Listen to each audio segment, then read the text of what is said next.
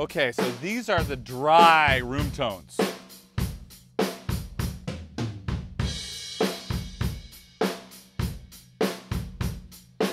Go to the ride cymbal after this.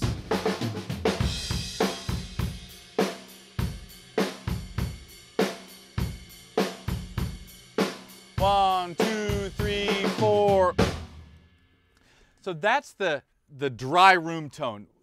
You know, just like we talked about in the mono part 1 a couple weeks ago, the height, the lower it is, you're gonna get more bottom end. As you raise that up, you'll start to get more of the mid-range, more of the cymbals. I have these close to head height because I just liked how they sounded, how they brought out the tom, the attack of the toms a little bit, and the snare drum, it kind of added a sense of space around it. But, you know, play with the height a little bit so you can find that perfect spot that fits whatever you're recording. So that's just our dry rooms. So let's take that down. Let's open up the rest of the kit here. I'm gonna mute the rooms. I'm gonna mute our rooms, and we're just gonna hear the rest of the kit, and then we're gonna add the rooms back in. Go ahead and give me another groove like that, brother.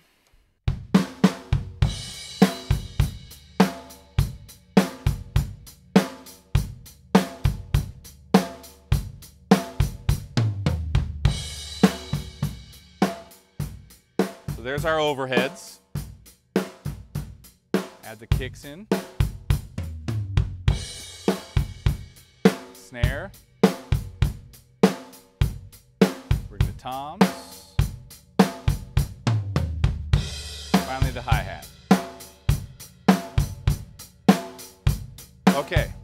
All right, thank you, sir. So now you get an idea of what we're playing with there. We already have kind of a pretty nice tone. The overheads are getting a very nice tom sound. So now I'm going to pull in our room mics.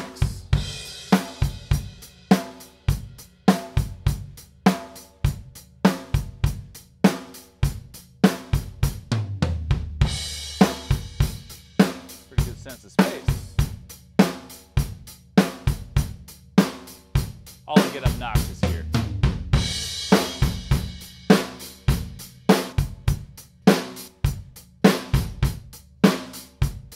A lot of things you can do with that.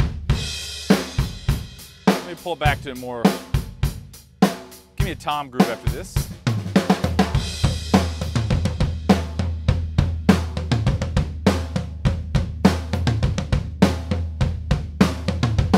Get an idea of what that sounds like.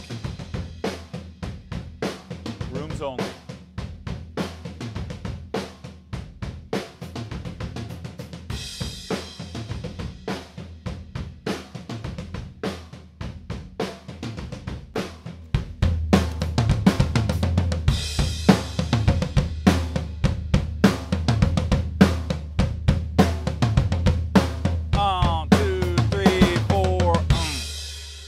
So you can definitely, like I said, you get a really nice sense of space with a Blumlein setup. But remember, it's a figure 8 pattern. So with the mics effectively are going like this. So you're getting, you know, the front side and you're getting the back side of it as well, which is why even in a smaller room, you can get quite a nice room sound with this setup.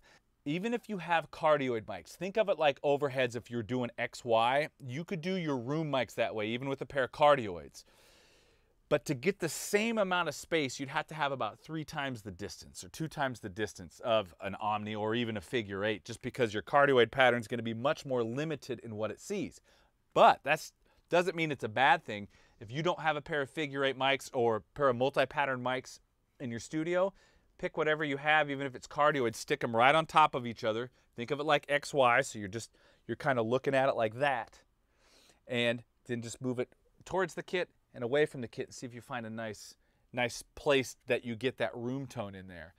Having a pair of multi-pattern mics wouldn't hurt. They're really versatile. It's, you know, find one you like. I love these CS5s. I obviously love my 4047s, my 4050s, but I get a lot more mileage out of them because of the multi-pattern. So they're a really good buy, you know. They're really, really worth it. Okay.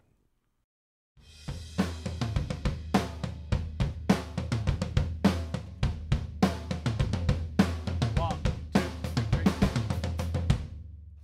So the first thing you notice with the compression is it sounds more exciting for sure. And I have the rooms a little